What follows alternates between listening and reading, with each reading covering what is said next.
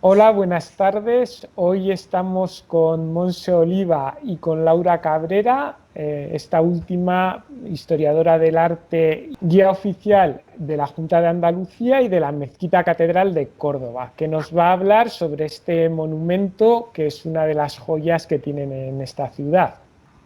Laura es especialista en arte islámico, la podéis encontrar en las redes como Laura de Arabia y vamos a presentar este vídeo introductorio en el que se nos da a conocer.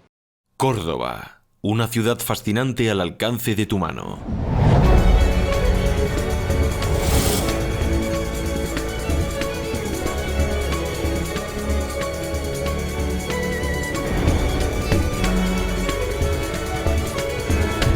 Descúbrela junto a una guía oficial historiadora del arte.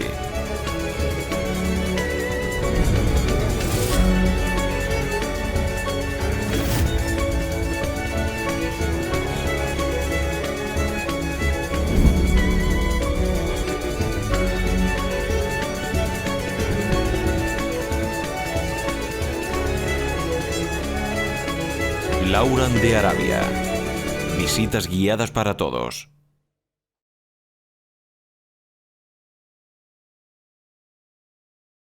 Me llamo Montserrat Oliva Andrés y soy historiadora del arte, especializada en arte funerario de los siglos XIX y XX aquí en Cataluña, y también tengo el máster en gestión cultural y me podéis encontrar en Instagram como Arte de Fondo y en YouTube como Vídeos Historia del Arte. Yo soy Hugo García, posgrado en Historia del Arte, profesor en las aulas de la experiencia de la UPV, en la Asociación de Vecinos de San Martín de Vitoria-Gasteiz y en los centros socioculturales de mayores del Ayuntamiento de mi ciudad. En las redes sociales me podéis encontrar como Vitruvio Arte, igual que en mi web www.vitruvioarte.com. Bueno, pues buenas tardes. Lo primero, muchas gracias por hacerme partícipe en esta charla o explicaciones de templos, de monumentos, de arquitectura, de arte en general. Yo lo primero que me gustaría decir es por qué la Mezquita Catedral de Córdoba es un edificio tan importante o tan singular y que está esperando que todo el mundo venga a visitarlo. Fue el edificio más importante de todo el occidente islámico, es decir, de la Meca a Occidente no hubo un edificio como él, una mezquita aljama como esta. Además, este edificio supone el inicio del arte islámico, del arte andalusí, propiamente dicho, el arte islámico en Al-Ándalus. Y, como siempre le digo a los visitantes cuando vienen a verlo, la Mezquita Catedral de Córdoba es como un libro de historia. Es el libro de la historia del sur de la península ibérica, porque dentro se pueden ver pues, un poquito de todas las civilizaciones y de todas las culturas que habitaron esta parte del país, estas tierras. Por lo tanto, tiene algo para los no tan expertos en arte y los más expertos pues, pueden buscar, se puede ver fácilmente la evolución de los capiteles, la evolución de las columnas, de las basas, de los arquitraves, de la disposición de doble arcada. Entonces, tiene un poquito para todo el mundo. Bueno, todo esto hace que este edificio sea declarado Patrimonio de la Humanidad por la UNESCO en 1984. La Mezquita Catedral de Córdoba, como todas las mezquitas, está dividida en dos partes perfectamente diferenciadas, que son el patio o saj y la sala de oración o haram. Empezamos por el patio porque es por donde tenemos que acceder al edificio, y en el patio hay una parte muy interesante, porque en el suelo, en una parte del patio, se ve la huella arqueológica de lo que fue el primer alminar o minarete, construido por Hisam I. Es muy interesante. Y además desde ahí, con mapa en mano, plano en mano, que bueno, lo verán en la pantalla, se pueden ver un poco, se puede hacer una introducción de las distintas partes, porque este edificio no tuvo las dimensiones que tiene ahora al principio, sino que se construyó en distintos momentos, en distintas fases constructivas. Empezó Abderramán I, Abderramán II lo amplía hacia el sur, Abderramán III es el que construye el alminar o minarete, que hoy está dentro de la torre campanario, porque lo que hoy vemos es una torre campanario. ¿Por qué no se echó abajo el antiguo alminar y se construyó la torre campanario en su lugar en vez de construirla sobre el alminar? Buena pregunta, normalmente todo el mundo la hace, ¿no? Cuando está viendo la torre campanario, porque dice, bueno, si el alminar está dentro, ¿por qué no se queda? ¿Por qué no se echa abajo y se construye en su lugar una torre campanario, ¿no? Y es que en el momento de la Reconquista cristiana, en 1236, por Fernando III el Santo, en ese momento, bueno, y durante varios siglos, se conserva el alminar, el minarete de Abderramán III, como torre campanario. Se le incorpora una torre de campana arriba y un crucifijo, el pendón de Castilla, obviamente, y se usa como torre campanario.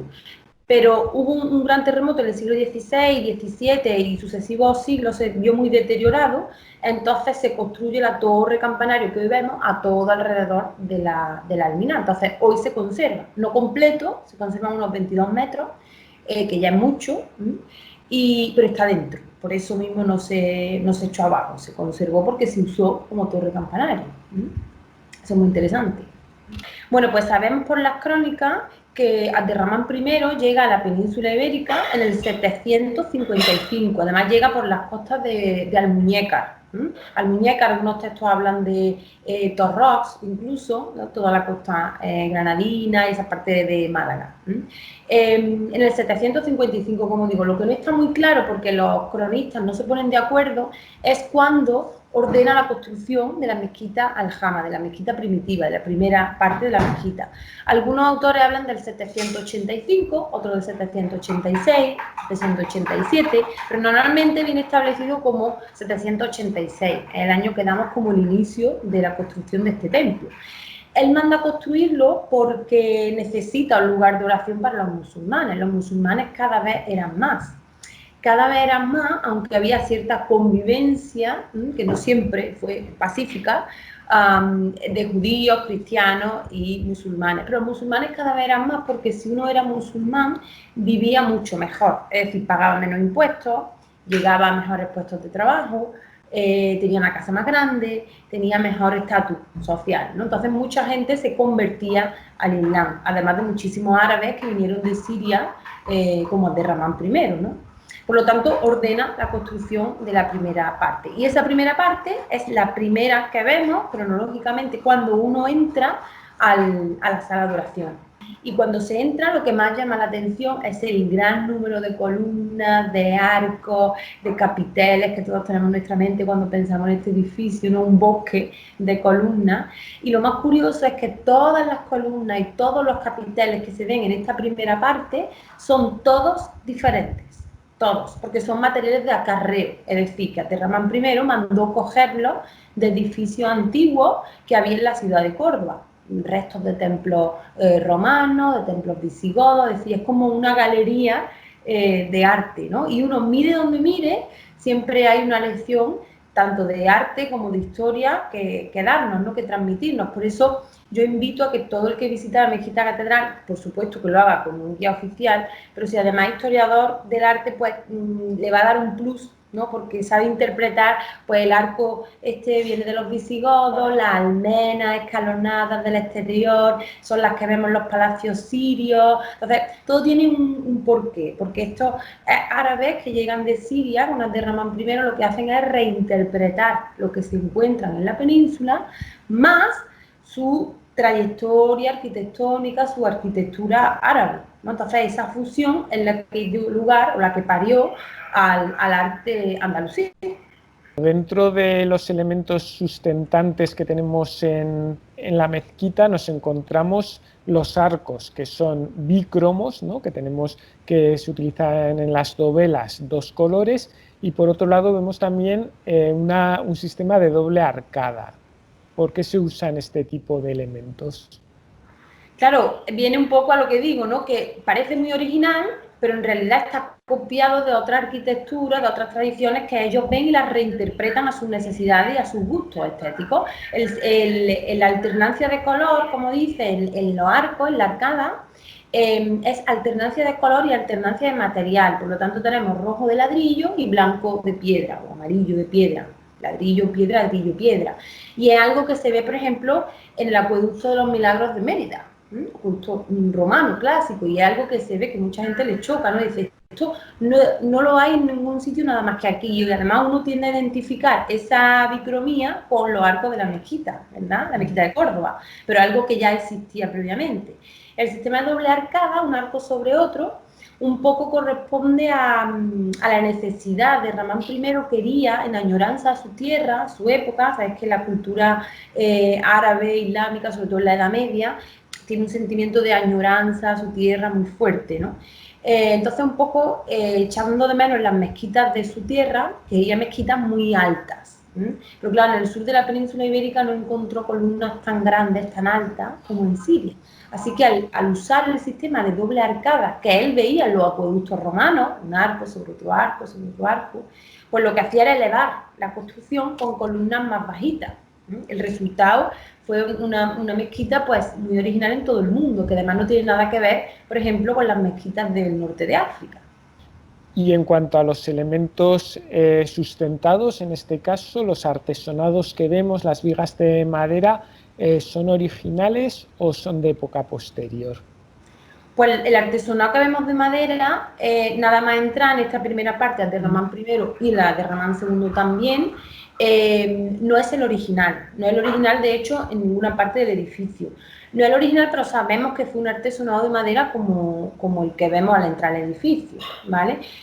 Las vigas originales se conservan, pero en el siglo XVIII se cambiaron esas vigas, ese artesonado de madera, por unas bóvedas de yeso blanca, para iluminar un poco el edificio, porque claro, también para el rito católico, pues aquello estaba a falta de luz, ¿no? Entonces se construyen esas bóvedas, esas cúpulas de yeso, que se mantuvieron en alguna parte del edificio. En la parte de Almansor sí que se ven para iluminar el edificio, pero tu respuesta es que no son originales. Aunque son muy impresionantes, por ejemplo, la parte de Al-Hakem II, el artesonado de madera está labrado, con colores, pero es una imitación del original. Las vigas originales donde pueden verse son a todo alrededor del pórtico del patio, en el exterior. Esas sí que son las originales, las que están ahí colgadas. Si continuamos hacia el sur, dentro del edificio, dentro de la sala de oración, llegaríamos a la parte de la ampliación de Abderramán II. Abderramán II amplió el edificio igual que lo había hecho Abderramán I, es decir, vamos a seguir encontrando materiales de acarreo, mármoles de granito, de mármol rosado, de mármol blanco, capiteles distintos, el mismo artesonado de madera, es decir, de la misma manera. Y a la muerte de Abderramán II, Abderramán III no amplió la sala de oración, pero sí que amplió el patio hacia el norte, y es el que construye el alminar que hoy está dentro de la torre campanario, ese que hemos hablado antes en el patio. Y bueno, Abderramán II, quizás lo más a destacar de este emir, porque todavía no son califas se autoproclamará el tercero, el Abderramán III. Con Abderramán II sí que empieza la apertura de fronteras de Córdoba, es decir, Córdoba empieza a recibir todo tipo de influencia y de gustos y de lujo que viene de Oriente. La moda en el vestir, por ejemplo, se empieza a establecer un orden en las comidas, avances médicos, todo esto nace con Abderramán II. Aunque normalmente se diga que es con Abderramán III porque es el que se autoproclama califa y cuando empieza el califato, pero esto ya viene dándose con Abderramán II. Después de Abderramán III, que bueno, Abderramán III además, al autoproclamarse califa en el año 929, supuso pues el estandarte del poderío omeya, ¿no? Y él se legitima como un poder totalmente legítimo y se compara a los abasíes de Bagdad y a los fatimíes del norte de África, que son sus enemigos desde siempre, prácticamente, desde el primero de los Abderramán. Por eso nosotros solemos decir que con el tercer Abderramán se cierra un círculo de Abderramanes. Con el primero, pues se establece el Emirato de Córdoba, ¿no? Y se pone a Córdoba, como capital de Al-Ándalus. Con el segundo se abren las fronteras, se reciben todo tipo de influencias, ¿no? Culturales, artísticas, científicas, de todo tipo. Y con Abderramán III pues se establece el califato de Córdoba, el momento más álgido y más brillante de Córdoba y por lo tanto de Al-Ándalus. ¿Qué relación tuvo este monumento con la construcción de Medina al-Zahara? Pues relación tuvo mucha, porque como digo, fue Abderramán III el que ordena bueno, el que se autoproclama califa, ¿no? Y también un poco para demostrar el poderío del califato omeya, manda construir una nueva ciudad, una ciudad califal, es decir, una ciudad para la gente VIP, ¿no? Para los más pudientes y los del estrato social más alto, que fue Medina Sahara. Eso es muy importante porque Medina Sahara no fue un palacio, ni fue una alcazaba, ni fue un alcázar. Medina Sahara fue una ciudad con todas, y como tal tenía todos los edificios necesarios para que una ciudad islámica existiera. Es decir, había mezquitas, había baños o hammam, había vivienda privada, había espacios públicos para la administración, para todo tipo de los quehaceres para que funcione una ciudad. Incluso había una dar al Sikka, que viene la palabra ceca o casa de la moneda. Es decir, se acuñaba moneda propia en Medina Sahara. Estamos hablando de una ciudad importante. Bueno, y si seguimos hacia el sur, dentro de la sala de oración, llegaríamos a una de las partes más impresionantes de todo el edificio, que es la que más llama la atención y la que hace que el turista, el visitante e incluso el que es de Córdoba se quede con la boca abierta, que es la parte de la ampliación que hace Al-Hakam II. Al-Hakam II, cuando llega al poder, cuando sucede a su hijo, Abderramán III, ya tenía 46 años, es decir, que el hombre ya controlaba, ¿no? Sabía muy bien lo que quería el hijo, los planes que tenía para la construcción de la mezquita y la reforma en la ciudad, porque estamos hablando solamente de este edificio, pero claro, todos estos emires y califas llevaron a cabo un proceso de transformación, de reforma y de reconstrucción de, pues, por ejemplo, el puente romano, el alcázar, ¿no? Y de otros tipos de otras construcciones. En la mezquita Al-Hama lo que hace Al-Hakam II es que construye una especie de mezquita aparte, porque aunque esté dentro de la sala de oración, él construye unos lucernarios para que entre la luz, es decir, unas bóvedas, unas cúpulas, unas bóvedas, con unas ventanitas en los vértices, de manera que entra la luz de manera tamizada por una especie de celosía, yesería, arquitrave. Entonces, toda esa luz que entra tamizada crea un auténtico espectáculo de luces, de sombras, de colores, movimiento, porque toda esta yesería va policromada. Entonces, es como, digamos, un telón de fondo hacia el mihrab, hacia la parte más importante, más espiritual, y la parte sagrada en la mezquita, ¿no? Que es el mihrab, como sabéis, ese hueco, ese nicho que indica la orientación a la Meca. Es decir, el musulmán cuando entraba, y hoy el visitante cuando entra, pues queda maravillado y es como una especie de paseo procesional hacia el mihrab, hacia la parte más importante, hacia la parte sagrada. Sin embargo, el mihrab de esta mezquita se dice que no está correctamente orientado hacia la Meca. Además, también cuando lo vemos, es curioso que los artesanos que trabajaron en él parecen más bizantinos, ¿no? Por la técnica musivaria que utilizan. O sea, que es algo muy vistoso y que es diferente a lo que solemos encontrarnos en otras mezquitas. Y ante esto, claro, ¿qué opinión tienen los musulmanes que actualmente visitan la mezquita cuando contemplan este mihrab? Pues, claro, responder esa pregunta es como la joya de la corona de esta visita, ¿no? De la mezquita catedral. Con respecto a la orientación, es cierto que no está hacia la Meca, perfectamente, porque desde Córdoba, desde el sur de la península ibérica, la Meca sería hacia el sureste y este mihrab está orientado hacia el sur. Hay como varias teorías, ¿no? Una muy romántica, que es que Abderramán I, en añoranza a las mezquitas de su tierra, pues mandó construir una mezquita como si estuviera en Siria, que miran hacia el sur, no hacia el sureste. Y bueno, la que tiene más seguidores, ¿no? La que los historiadores más o menos pues defendemos, es que, claro, la construcción de la mezquita Al-Hama como Abderramán I, la mezquita fundacional, se basó en construcciones preexistentes que ya había allí. Entonces, pues claro, tuvieron que limitar un poco la orientación del edificio, esto que sabemos que siempre pasa en arquitectura, ¿no? Bueno, y con respecto a la decoración de mosaicos del mihrab, como dice, es impresionante y la verdad que no deja a nadie indiferente, no solo estéticamente, sino porque para la historia del arte es muy importante. Sabemos que Al-Hakam II le pide al emperador de Bizancio, de Constantinopla, Estambul actualmente, maestros musivarios, es decir, los que hacen los mosaicos, ¿no? Que vengan a Córdoba para labrar, para crear esas teselas, todos esos mosaicos que decoran nuestro mihrab. Evidentemente estos maestros pues enseñaron a discípulos cordobeses, ¿no?, la técnica del mosaico bizantino y es un auténtico espectáculo. Son todos teselas de cristal vidriado, coloreado y pan de oro, es decir, que tiene oro, ¿no?, y todavía brilla. Además el mihrab de Córdoba es original, tiene reconstrucciones obviamente, pero es original. Y se termina en torno al 965 aproximadamente. Además, las inscripciones que hay en árabe cúfico alrededor, pues hablan de que en ese año fue Al-Hakem II el que mandó construir ese mihrab, además de versículos del Corán que aluden a Alá, Muhammad, como podéis imaginar, ¿no? Pero pues, a eso se debe, que sea tan original y tan diferente a otras mezquitas y que recuerde un poco a la Constantinopla, incluso a Santa Sofía.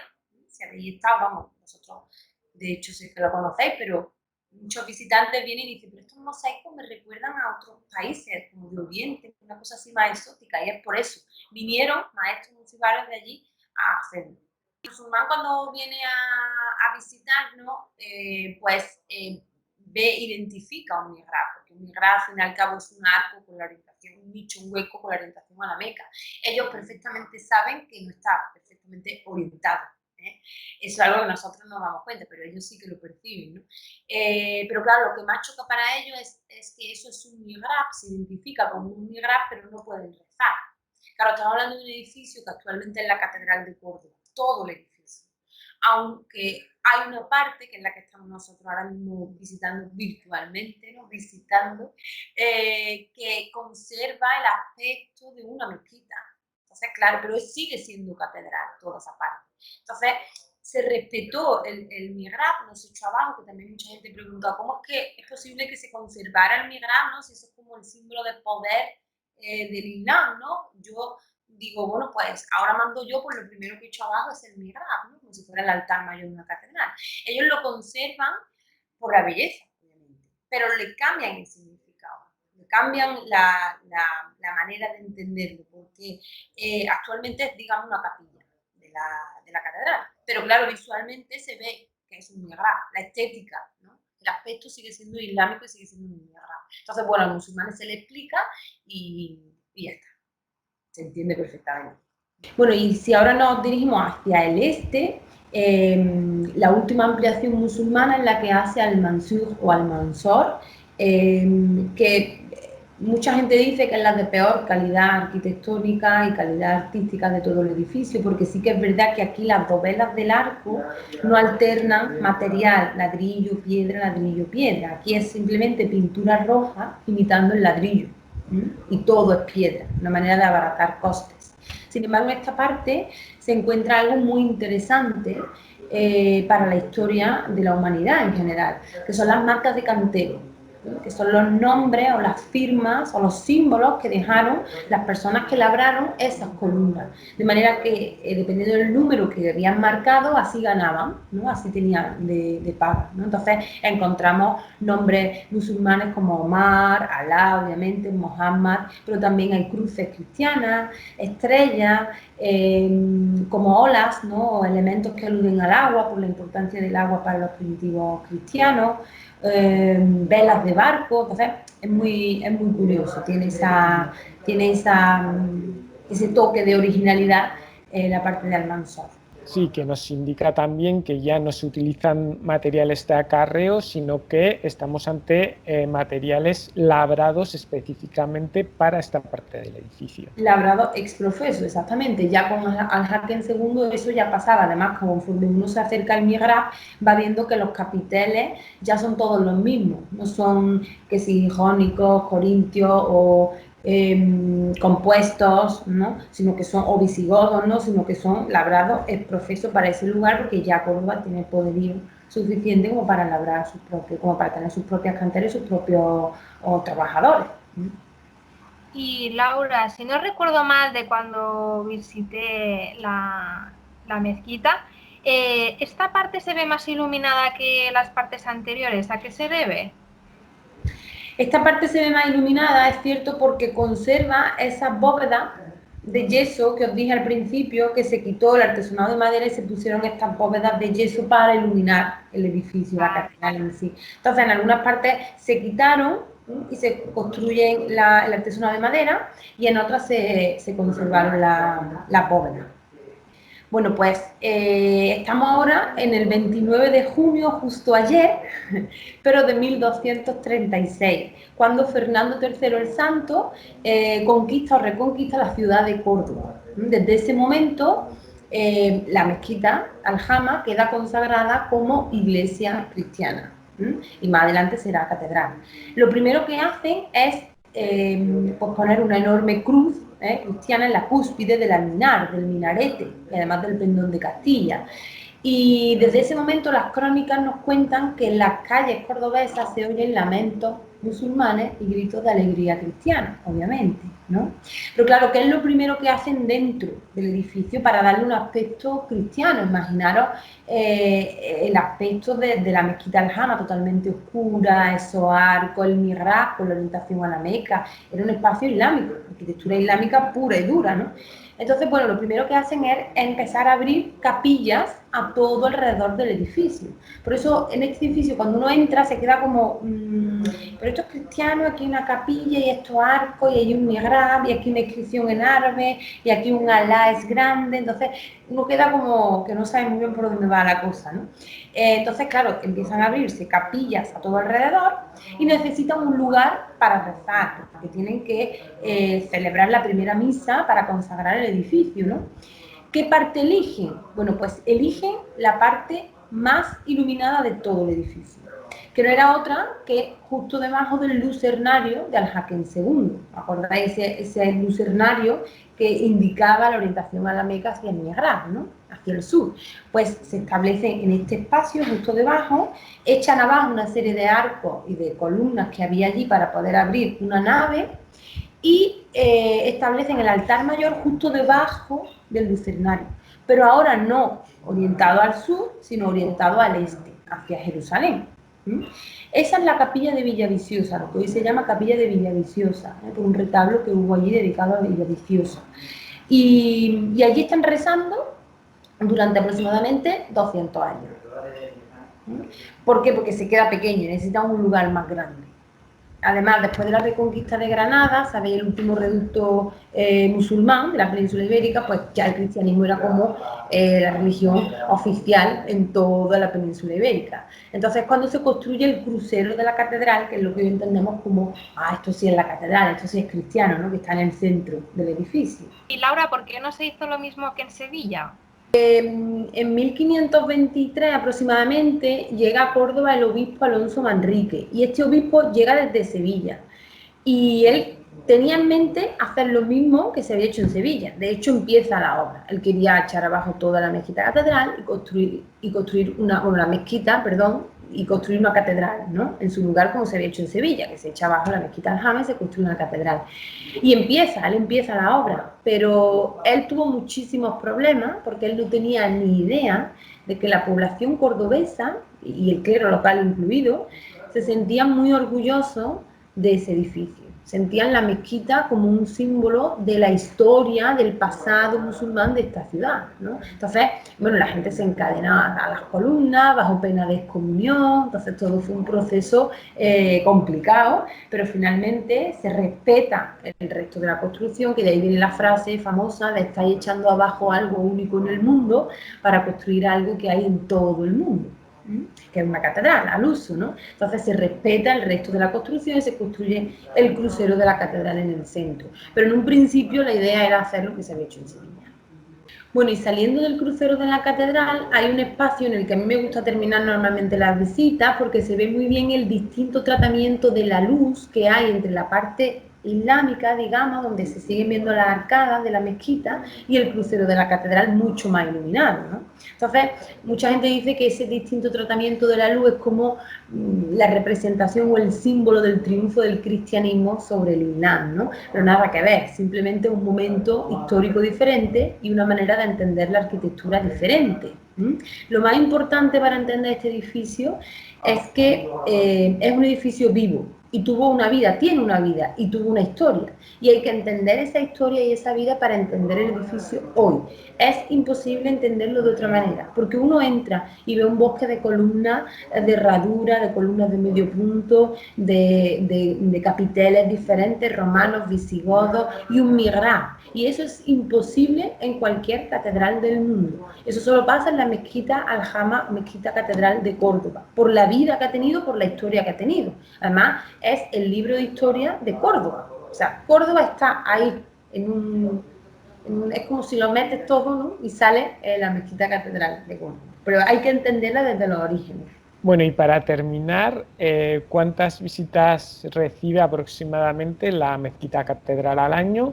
Y ¿es el edificio más visitado de Andalucía o la Alhambra de Granada, que es uno de los monumentos más visitados de España, se visita más o menos que la Mezquita Catedral? Efectivamente, la Alhambra de Granada es el más visitado de España, por lo tanto el más visitado de Andalucía. Pero bueno, la Mezquita Catedral de Córdoba no se queda atrás. Sabemos que el año pasado recibió en torno a 2 millones de visitas, que no está nada mal. Primero es la Alhambra de Granada, como decís, y luego es la Sagrada Familia, Barcelona, y el tercero sería la Mezquita Catedral de Córdoba, así que bueno, no está nada mal. Bueno, pues muchas gracias, Laura. A ver si seguimos colaborando en otras ocasiones.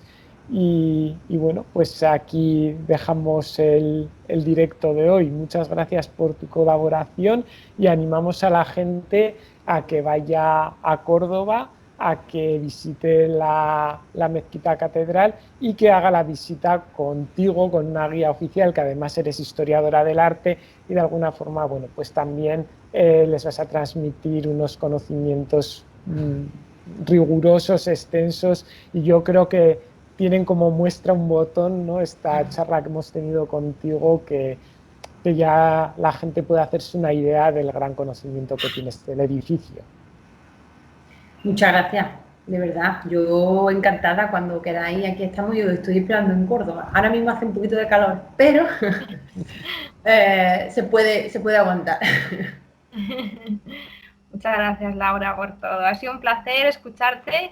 Fui a Córdoba de viaje de novios y la verdad es que no tiene nada que ver la visita que hice yo individualmente y además siendo historiadora del arte que escucharte a ti, que tienes tanto conocimiento. La verdad es que te lo agradezco mucho porque gracias a ti pues lo he podido entender muchísimo mejor. Bueno, muchas gracias. Esto es así un poco virtual con las gafas de la imaginación puestas. En el sitio, en el lugar es espectacular. Espectacular, sí. Yo me hice fotografías con los vitrales que entran y alumbran el suelo y me hice unas fotografías muy chulas que creo que reflejan un poco también la espiritualidad que tiene el lugar. No sé, es como tocar historia, ¿no? Cuando estás ahí. No sé, es un sitio como muy, muy mágico. Pocos sitios me han desprendido tanta magia. Es muy, muy sobrecogedor, sí. Tuve casi la misma sensación cuando visité el Partenón de Atenas, más o menos. También otro templo que también ha sido reutilizado durante la historia y que también tiene muchísimos usos. Y también los cristianos también hicieron también una iglesia allí, de hecho, también, en ese mismo caso. Sentí exactamente lo mismo, como un sitio así como muy especial. Muy mágico, muy místico. Y Laura, ¿ya has podido hacer visitas después de esta crisis sanitaria en la que estamos inmersos todos aún? Pues poquito a poco. Desde el 13 de marzo que tuve la última visita, hoy he tenido una visita a Mezquita Catedral y a Judería, al casco histórico. Así que ya podemos decir que la mezquita está abierta, ¿no? Entonces... Sí, está abierta. De hecho, lleva ya abierta una semana. Lo que pasa es, claro, con unas medidas un poquito más restrictivas, pero se puede visitar perfectamente. Y podemos visitarla y podemos pasear por el casco histórico. Además, también está abierta la sinagoga, ya, que también es un sitio espectacular. En Córdoba también está abierta el Alcázar de los Reyes Cristianos. Y bueno, poquito a poco, casi todo. Qué bien, cuánto me alegro. Pues muy bien. Bueno, pues hasta el próximo vídeo. Pues sí, eso espero. Adiós. Adiós. Chao.